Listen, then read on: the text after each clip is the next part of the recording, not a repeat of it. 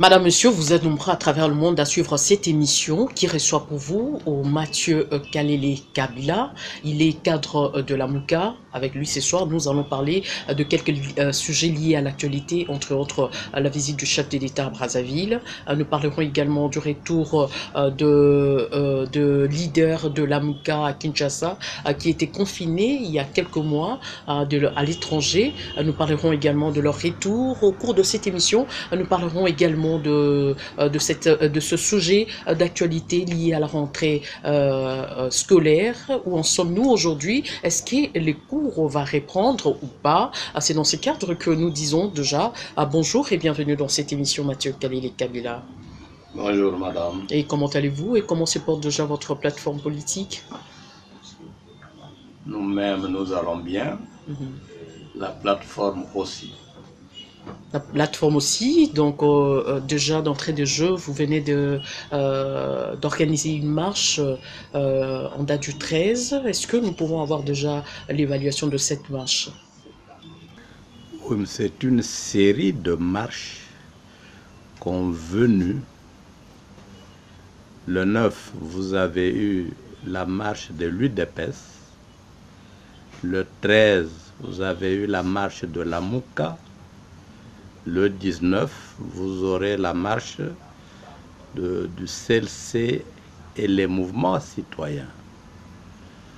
L'objectif fondamental est le même pour tous ces marches. Il s'agit d'amorcer une nouvelle étape dont le but, c'est de mettre fin à la crise, laquelle crise empêche le pays de décoller.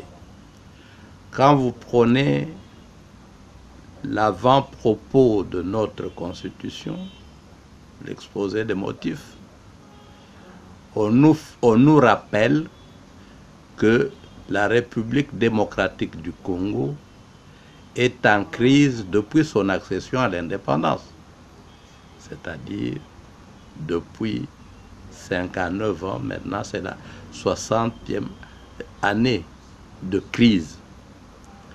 Que cette crise est la cause principale pour laquelle le pays ne se développe pas. Le pays n'est pas un processus démocratique. Le pays ne décolle pas. Que cette crise est due au fait que les dirigeants qui ont été à la tête de ce pays depuis 60 n'émanaient pas de la volonté du peuple. C'était des dirigeants qui leur étaient imposés. En conséquence, si nous voulons mettre fin à cette crise, si nous voulons faire décoller le pays, il faut que désormais les gens qui dirigent le pays à tous les niveaux soient des élus. Or, vous avez constaté, ce n'a pas été le cas même en 2018.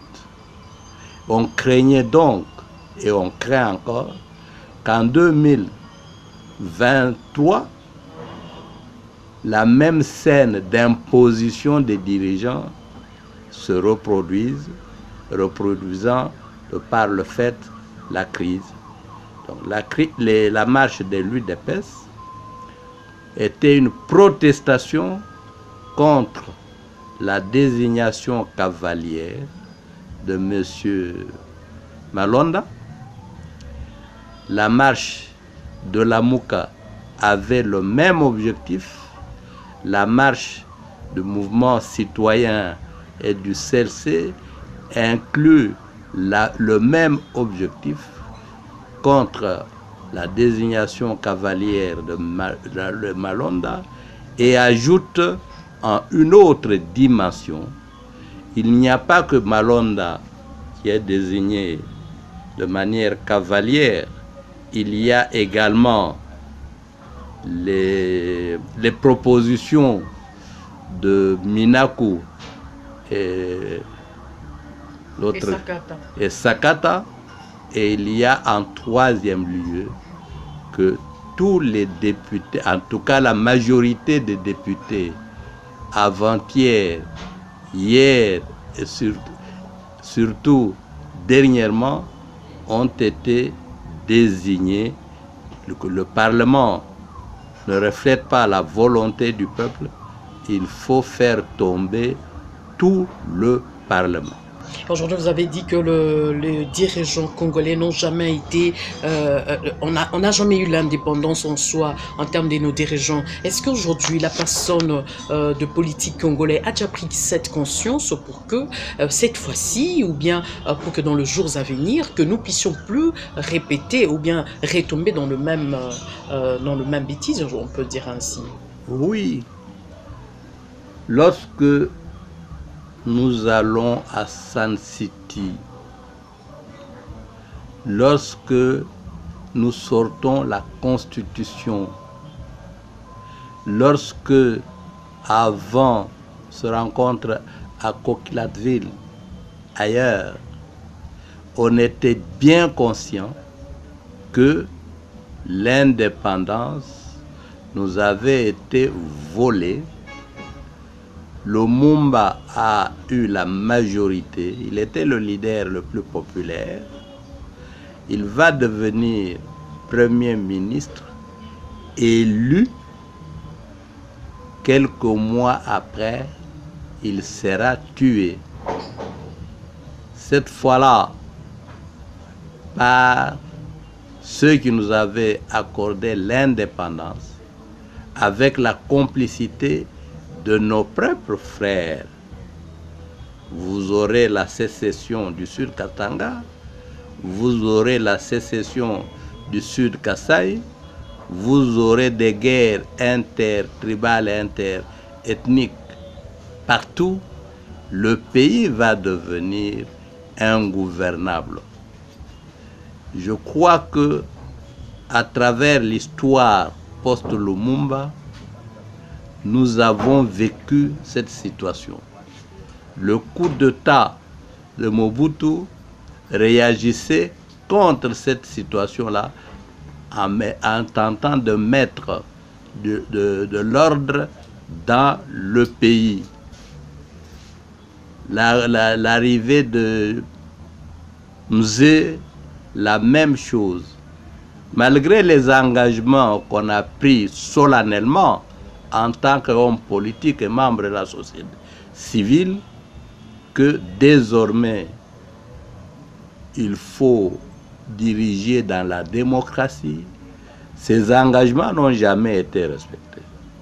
Déjà, les élections de 2006 n'ont pas respecté cet engagement-là. Les élections de 2011, les élections de 2018. Nous nous engageons, mais nous sommes incapables de traduire dans les actes nos propres engagements. Et là, nous sommes responsables. La fameuse communauté internationale est tout aussi responsable.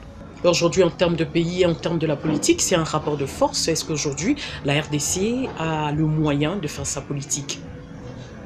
La RDC, comme n'importe quel pays, a toujours les moyens de faire sa politique. Le problème, ce n'est pas avant tout le problème des armes, parce que quand on parle des moyens de faire la politique, les gens pensent aux armes. Nous n'allons pas discuter en ce qui concerne la RDC des richesses. On en a plus que ce qu'il faut. L'armée... Mais non, le peuple n'en bénéficie même pas. Non, justement. J'espère que au cours de l'émission, vous demanderez pourquoi nous ne bénéficions pas de ces richesses qui en bénéficient. Mais ce que je voulais dire, en prenant l'exemple du Vietnam, qui n'a pas les mêmes richesses, qui n'a pas la même population, qui n'a pas la même étendue de la population. Le Vietnam a mené la guerre d'indépendance contre la France, puissance colonisatrice, a battu la France. La scène de Dien Bien Phu. Le Vietnam a battu les États-Unis d'Amérique. Le Vietnam est aujourd'hui un pays indépendant et respecté. Vous prenez Cuba, du point de vue des richesses, Cuba n'a que la canne à sucre et le tabac. Il a battu la puissance colonisatrice, le Portugal. Il a battu les États-Unis d'Amérique et Castro est mort de vieillesse après 90 ans à 140 km des États-Unis d'Amérique. Comme quoi, nous avons retenu une leçon que les Vietnamiens nous ont donnée. Ce n'est pas l'arme, mais l'homme qui décide de l'issue de la guerre. C'est-à-dire qu'il nous manque en Afrique et au Congo de manière particulière la détermination d'agir, de combattre la force morale et spirituelle, de tenir devant les ennemis, de surmonter les difficultés. Mais pour terminer ce sujet, comment faire aujourd'hui? Parce que la volonté y est, parce que vous êtes en train de le manifester, parce que vous êtes en train de remettre en cause tout ce qui s'est passé 60 ans après. Et aujourd'hui, comme la volonté est là, qu'est faire maintenant pour booster cette énergie humaine que la RDC égorge? Oui, cette énergie y est. Elle est contrecarrée régulièrement. Vous aurez remarqué que quand j'ai fait des émissions, je ne fais pas des émissions d'information. Toutes mes émissions sont des émissions d'éducation, de formation politique et idéologique. Parce que je suis convaincu qu'il faut d'abord transformer l'homme. Que cet homme sache quand il marche, quand il fait la journée ville morte, quand il fait le sit-in, il doit préalablement se fixer des objectifs. Cette action de protestation, c'est pour obtenir quel objectif? Malheureusement, pour beaucoup de nos compatriotes, c'est marcher, se faire le sit-in, c'est faire des déclarations et se contenter de Tozalaki et Belekuna. Non, ça ne suffit pas. Mais vous avez posé cette action-là pour obtenir quoi? Et après, qu'est-ce que vous avez obtenu? C'est un peu ce qui se passe aujourd'hui au Mali, pour parler actualité. Les gens qui marchent, vous sentez qu'il y a un objectif, même quand il y a des délégations, des démarches de réconciliation sur le plan national, sur le plan africain, etc., ils disent oui, mais notre objectif, c'est le départ du président de la République. Aussi longtemps que cet objectif n'est pas atteint, nous continuons nos marches. Je crois que ce n'est pas le cas avec nous. L'objectif n'est pas fixé. On marche. Le soir, on se réjouit d'avoir marché. Le lendemain, toute la presse parle, actualité, marche, etc., etc.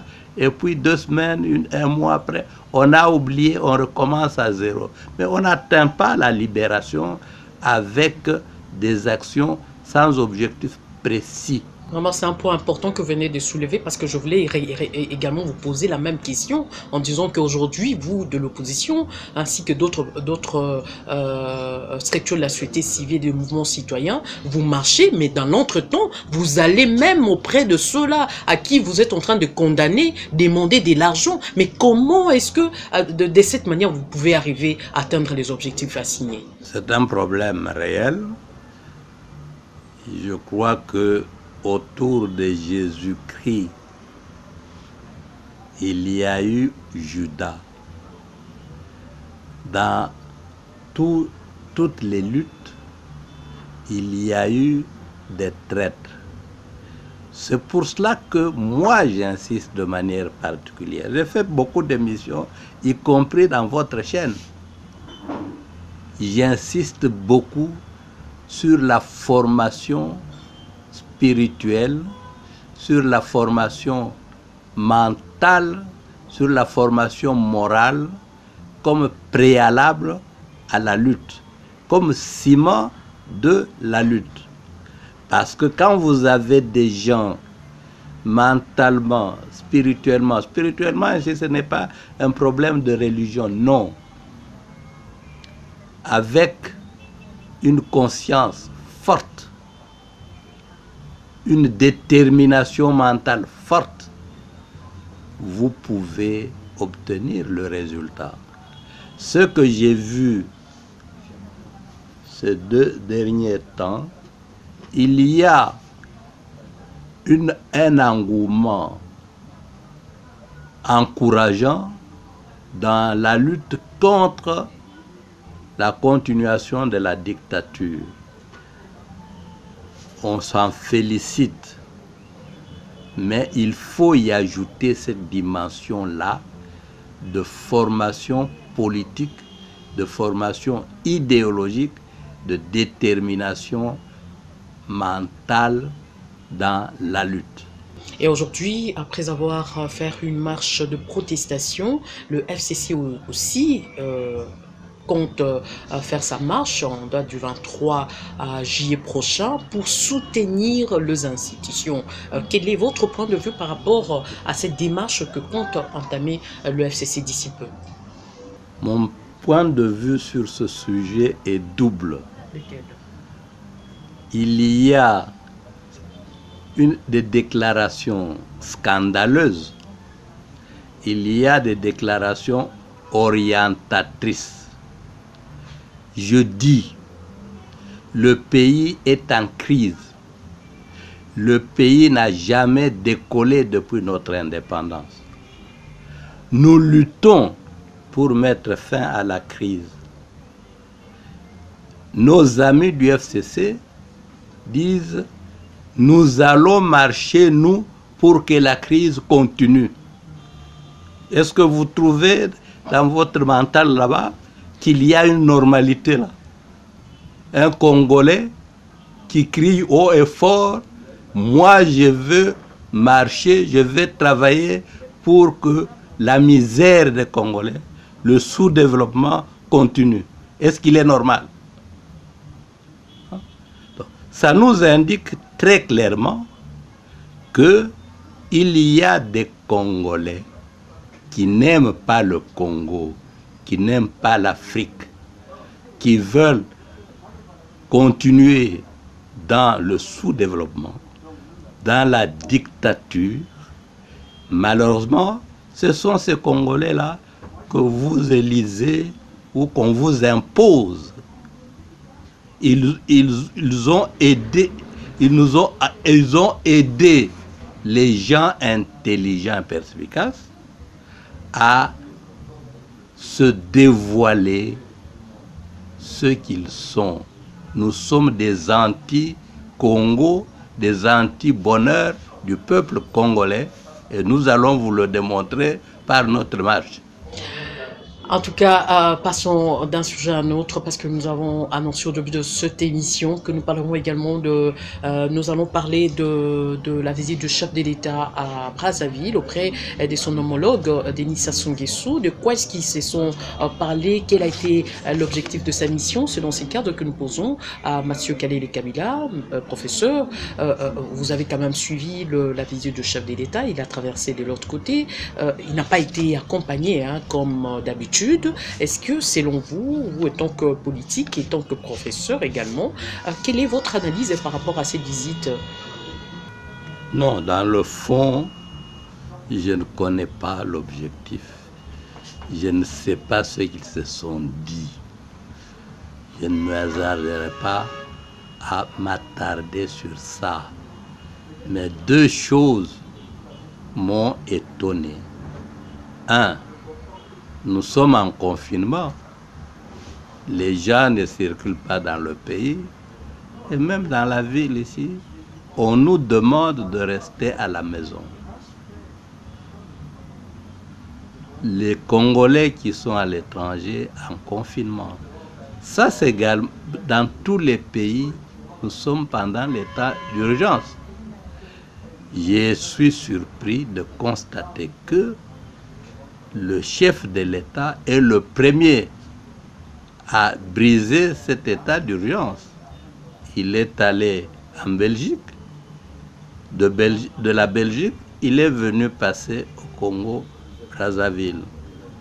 L'état d'urgence n'a pas été respecté.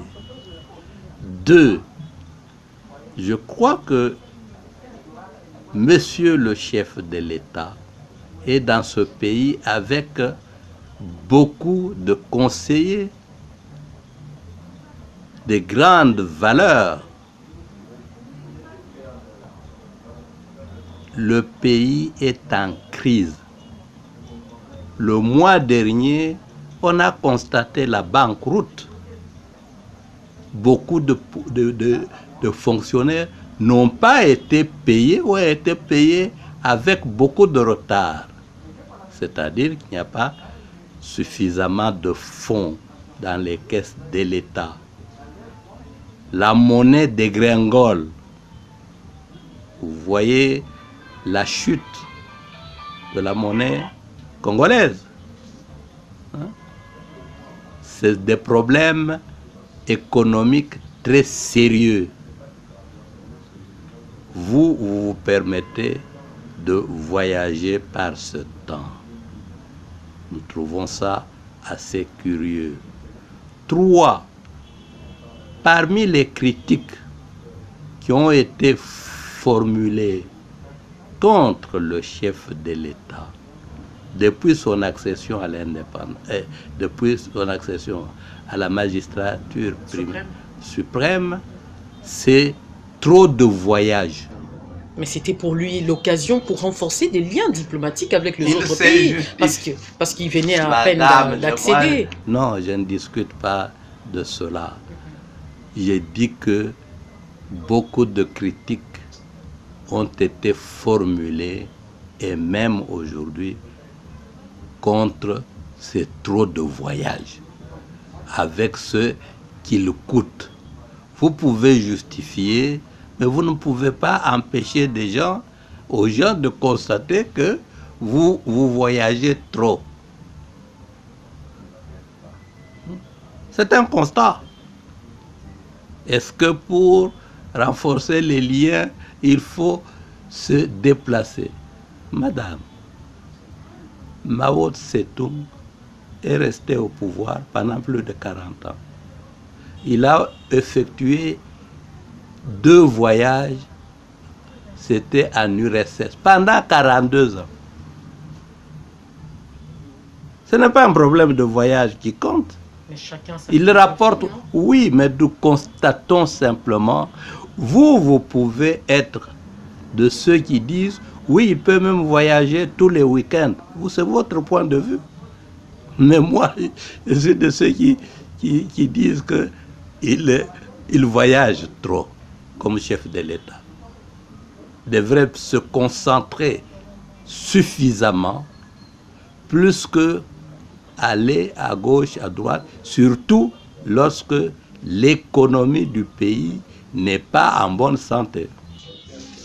Lorsque l'économie du pays, vous êtes sans oublier que la situation de la pandémie a presque mis toute l'économie du monde par terre, et la RDC ne peut pas également faire...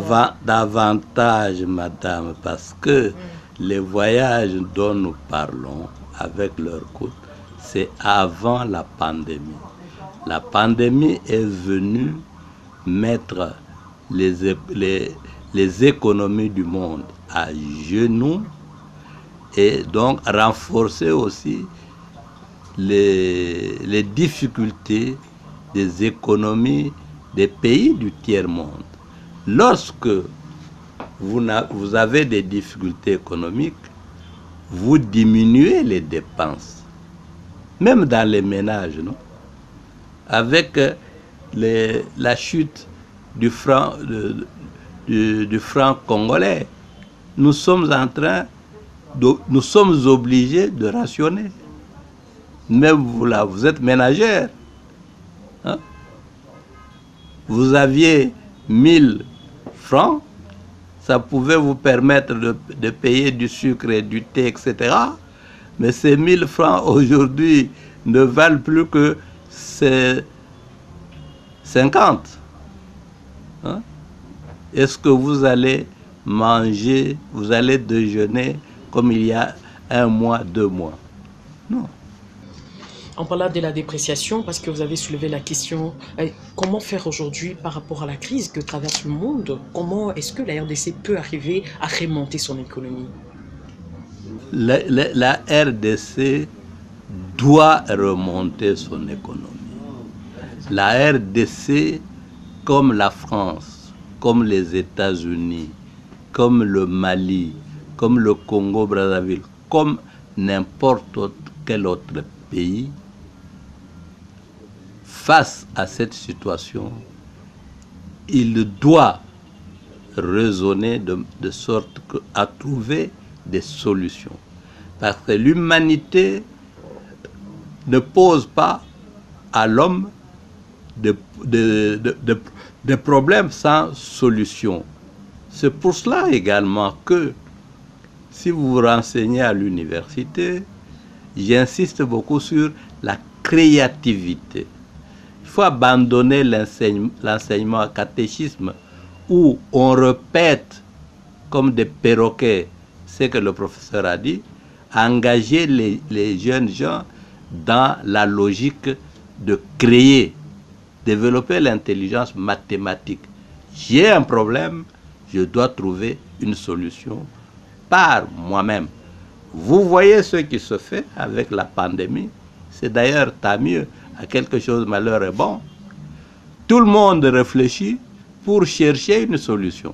Cette fois-ci, les Africains n'ont pas dit « nous attendons que l'Europe, l'Amérique nous donne la solution ».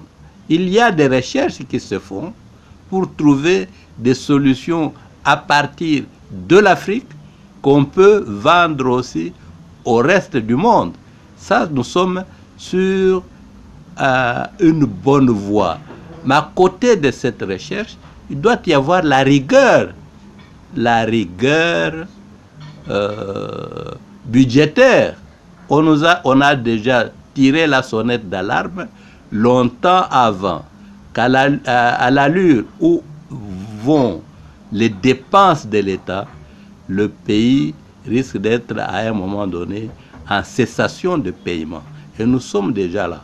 Mais quand vous voyez, nous avons tous suivi le procès 100 jours, les sommes qui sortaient là, les Congolais avec des non-Congolais.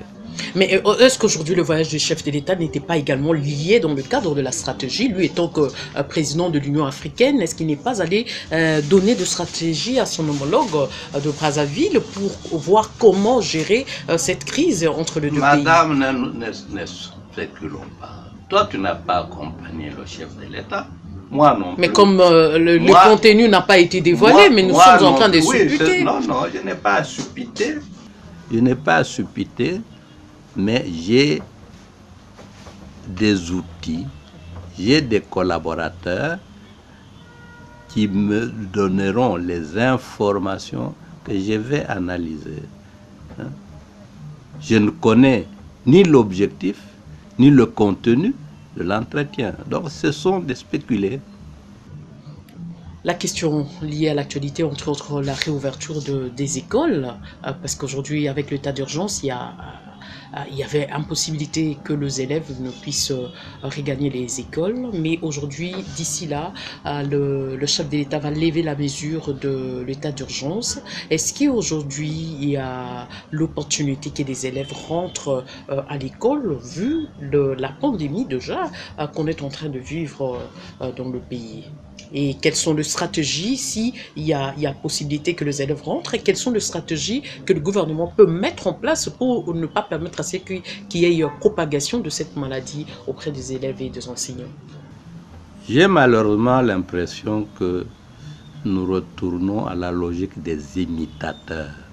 Comment ça? L'Europe a dit on rentre à l'école, nous rentrons donc à l'école. L'Europe a dit on va faire l'enseignement à distance. Nous faisons l'enseignement à distance malgré tout ce que nous avons comme difficulté en matière de communication. L'enseignement à distance, au téléphone, à la télévision, même dans les villages, ça donne quoi tout ça? C'est réel que nos enfants doivent étudier, mais étudier dans les bonnes conditions, que les leçons, les cours doivent se donner et se donner très sérieusement. Il faut réunir toutes ces conditions-là. Je vois à Kinshasa, par exemple, la distanciation. Vous avez déjà beaucoup de difficultés. Vous allez au rond-point Ngaba. On n'a jamais respecté la distanciation. Vous allez à Massina là-bas. Vous allez à Binza, Ipen, etc., etc. Mais vous arrivez à cette histoire, on va enseigner l'école à la radio et tout ça. Oui, mais je crains que par peur de déclarer l'année blanche, on bâcle les enseignements à l'école primaire, à l'école secondaire et à l'université. Notre enseignement pose déjà beaucoup de problèmes et au lieu de renforcer le système, on va bâcler vite. On a déjà fait 9 mois et tout ça, nous rentrons pour faire 10 jours et on donne les points en additionnant les points de cours de l'année. Non. Nous devrions pouvoir réfléchir en profondeur compte tenu de nos situations respectives et décider en connaissance de cause.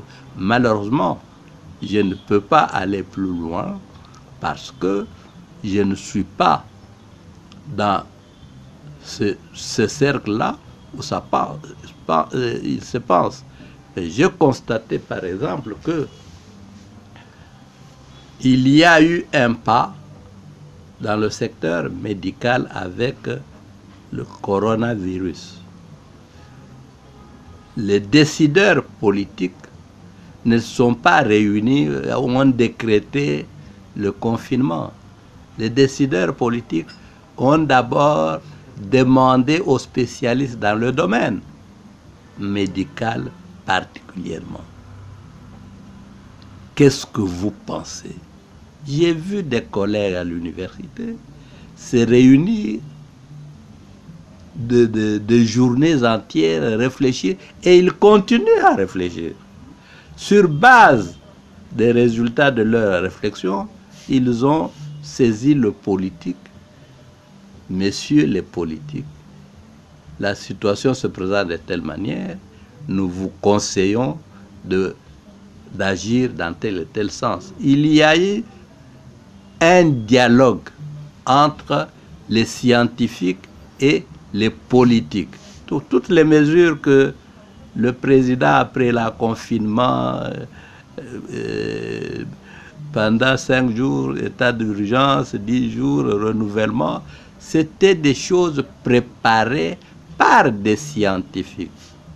Je crois en France, on fait la même chose. Ailleurs, on fait aussi la même chose. Oui, mais il faut pas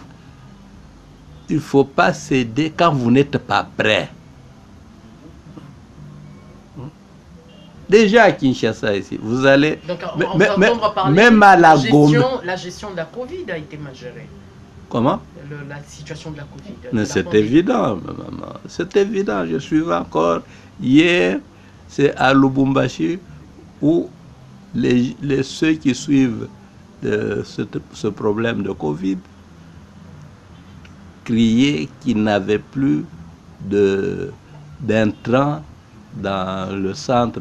Il y a d'ailleurs d'autres médecins qui crient déjà l'impayement. Depuis le début, je suis allé même à la clinique Galema, il y a ceux-là qui disent que depuis le début de la pandémie, jusque-là, ils n'ont reçu aucun. Oui, vous avez même des malades qui ont marché. Vous avez des infirmiers qui ont marché. Vous avez, etc.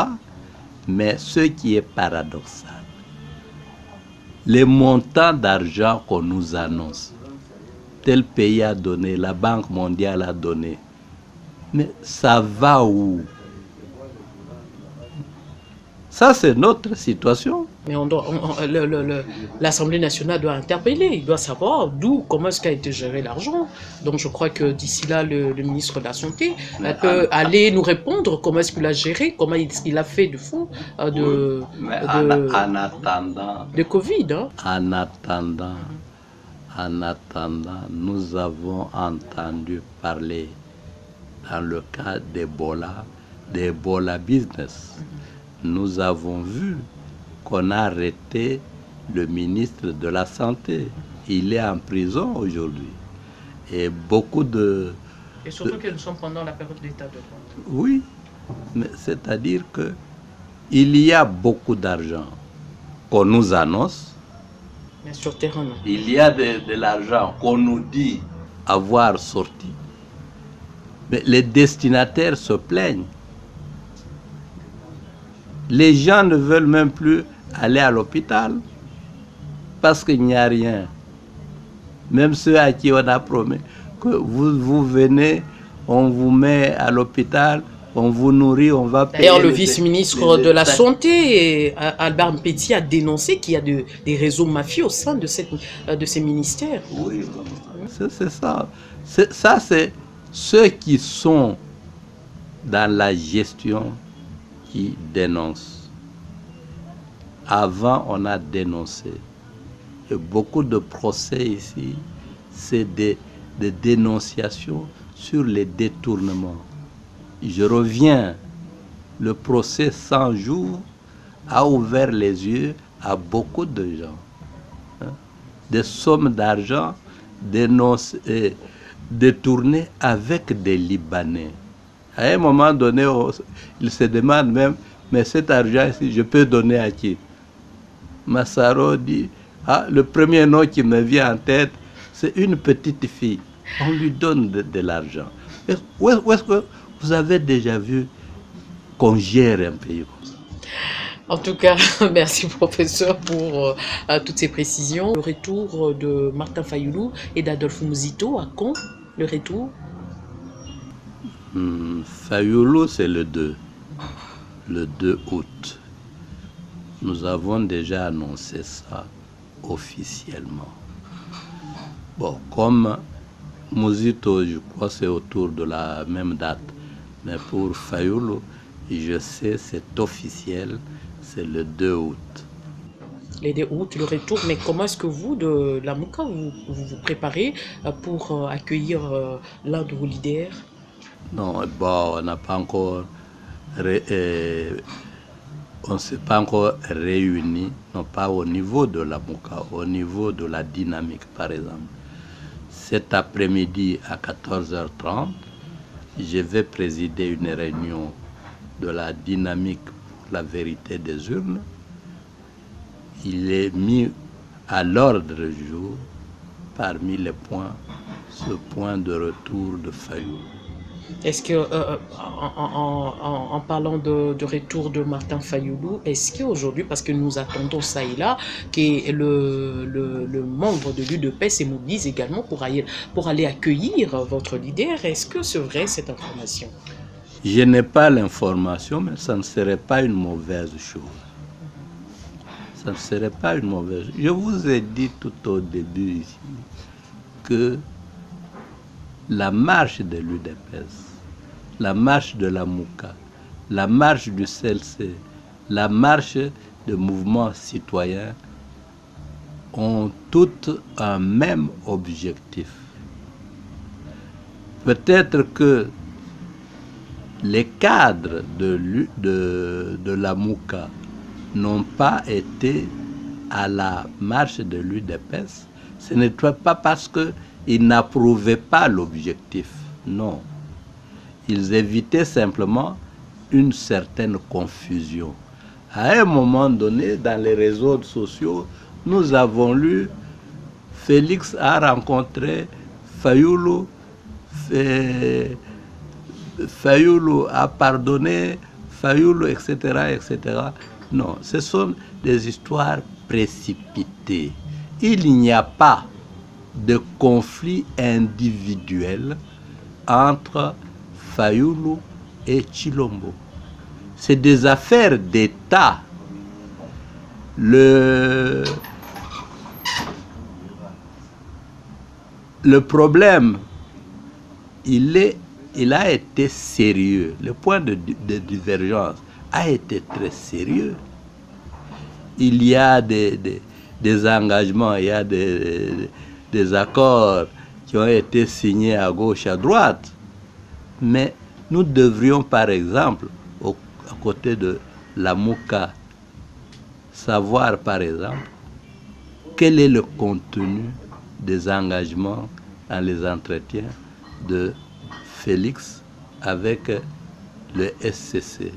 Même au sein de son propre parti, on les demande. Quand vous aurez vu clair, que vous aurez la lumière dans toutes ces histoires-là, vous dites, il y a lieu de corriger, il y a lieu de renforcer de telle manière, alors entrons.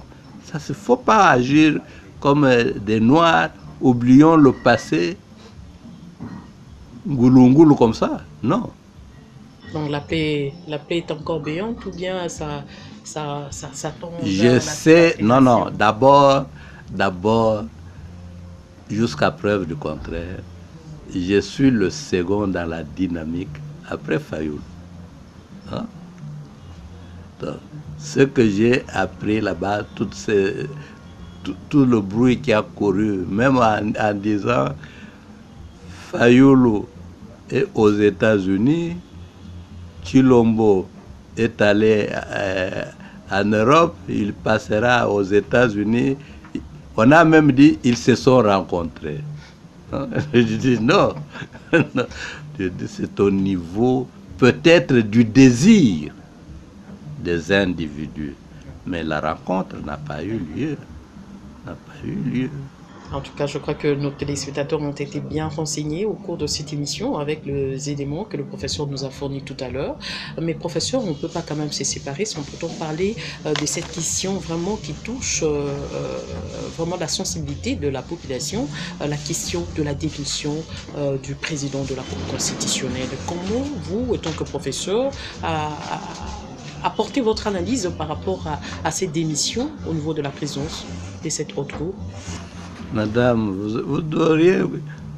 Bon, évidemment, la mémoire, c'est une faculté qui oublie. Nous avons tous appris cette démission. Et c'est toujours en double. Il a démissionné. Non, il n'a pas démissionné. Il y a une démentie. Oui, il y a eu un démenti, y compris par un de ses conseillers, le professeur Ngoï, hein, qui a crié haut et fort, qui a démenti haut et fort. Bon, après, on nous a dit, oui, il a démissionné, il a écrit une lettre à partir de l'étranger. Du non, cette lettre n'est pas valable.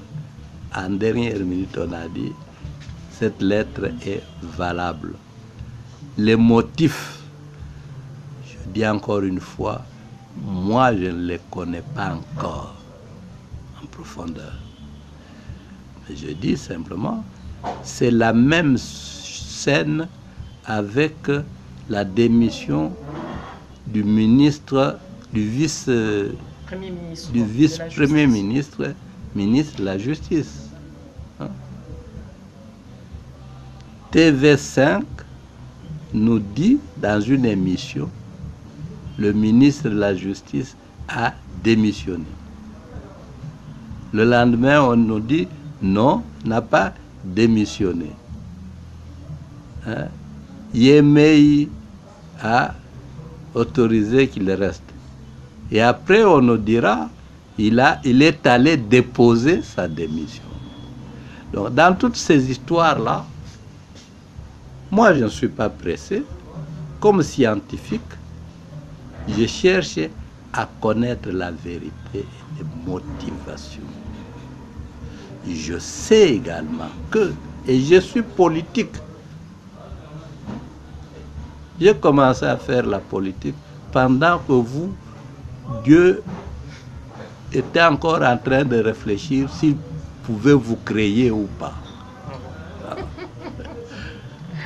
Je sais que en politique, l'élégance interdit à un moment donné qu'on dise on a révoqué le ministre tel. L'élégance vous dit, Madame Feza, au lieu qu'on dise que nous vous avons révoqué, écrivez votre lettre, dites que vous avez démissionné. Le public ordinaire va dire il a démissionné alors que moi, le président, je vous ai chassé. Il ne faut pas être pressé dans cette histoire-là. Mais si je vous ai chassé, je sais pourquoi je vous ai chassé.